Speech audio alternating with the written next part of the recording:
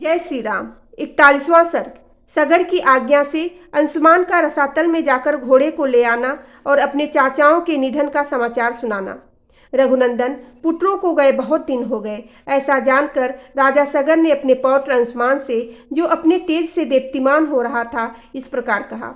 वत्स, तुम सूरवीर, बुद्धिमान और अपने पूर्वजों के तुल्य तेजस्वी हो। तुम भी अपने चाचाओं के पथ का अनुसरण करो और उस चोर का पता लगाओ जिसने मेरे यज्ञ संबंधित अश्व का अपहरण कर लिया है। देखो, पृथ्वी के भीतर बड़े बड़े बलवान जीव रहते हैं, अतः उनसे टक्कर लेने के लिए तुम तलवार और धनुष भी लेते जाओ। जो वंदनीय पुरुष हो उन्हें प्रणाम करना, और जो तुम्हारे मार्ग में विघ्न डालने वाले हों उनको मार डालना।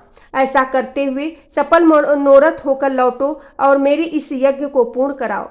महात्मा सगर के ऐसा कहने पर शीघ्रतापूर्वक पराक्रम कर दिखाने वाला वीर अंशुमान धनुष और तलवार लेकर चल दिया। नरश्रेष्ठ, उसके महामनस्वी चाचाओं ने पृथ्वी के भीतर जो मार्ग बना दिया था, उसी पर वह राजा सगर से प्रेरित होकर गया। वहां उस महातेजस्वी वीर ने एक दिग्गज को देखा, जिसकी देवता, दानव, राक्षस, पिशाच, पक्षी और नाग सभी पूजा कर रहे थे। उसकी परिक्रमा करके कुशल मंगल पूछकर अंशुमान ने उस दिग्गज से अपने चाचाओं का समाचार तथा अश्व चुराने वाले का पता पूछा। उसका प्रश्न सुनकर परम बुद्धिमान दिग्गज ने इस प्रकार उत्तर दिया। असमंज कुमार, तुम अपना कार्य सिद्ध करके घोड़े सहित शीघ्र लौट आओगे।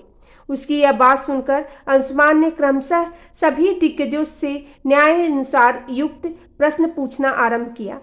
वाक्य के मर्म को समझते तथा बोलने में कुशल उन समस्त दिग्गजों ने अंशुमान का सत्कार किया और यह शुभकामना प्रकट की कि तुम घोड़े सहित लौट आओगे। उनका यह आशीर्वाद सुनकर अंशुमान शीघ्रतापूर्वक पैर बढ़ाता हुआ उस स्थान पर जा पहुंचा जहां उसके चाचा सगर पुत्र राख के ढेर पड़े हुए थे। उनके वध से असमंजस पुत्र अंशुमान को बड़ा दुख हुआ। वह शोक से वशीभूत हो अत्यंत आर्त भाव से फूट फूट कर रोने लगा। दुख शोक में डूबे हुए पुरुष सिंह अंशुमान ने अपने यज्ञ संबंधित अश्व को वहां पास में ही चरते देखा। महातेजस्वी अंशुमान ने उन राजकुमारों को जलांजलि देने के लिए जल की इच्छा की, किंतु वहां कहीं भी कोई जलाशय नहीं दिखाई दिया। श्री राम, जब उसने दूर तक की वस्तुओं को देखने में समर्थ अपनी दृष्टि को फैलाकर देखा, उस समय उसे वायु के समान वेगशाली पक्षी राज गरुड़ दिखाई दिए, जो उसके चाचाओं के मामा थे।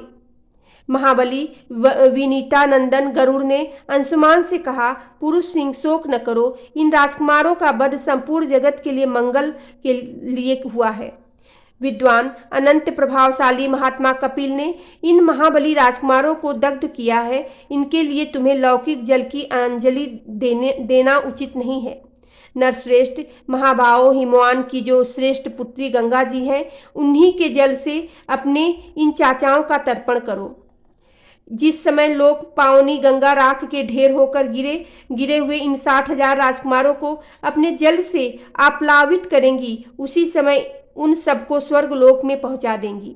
लोक कामनियां गंगा के जल से भीगी हुई यह भस्म राशि इन सबको स्वर्ग लोक में भेज देगी।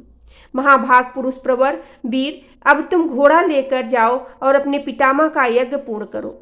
गरुड़ की यह बात सुनकर अत्यंत पराक्रमी महातेजस्वी अंशुमान घोड़ा लेकर तुरंत लौट आए।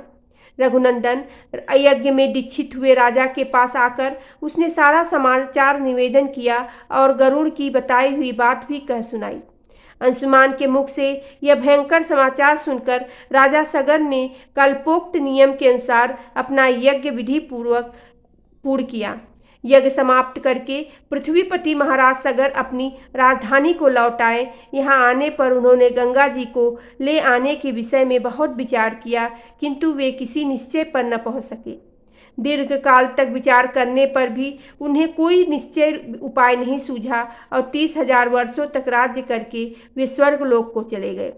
बोलो सियावेरी रामचंद्र की जय। पवन सुत हनुमान की जय।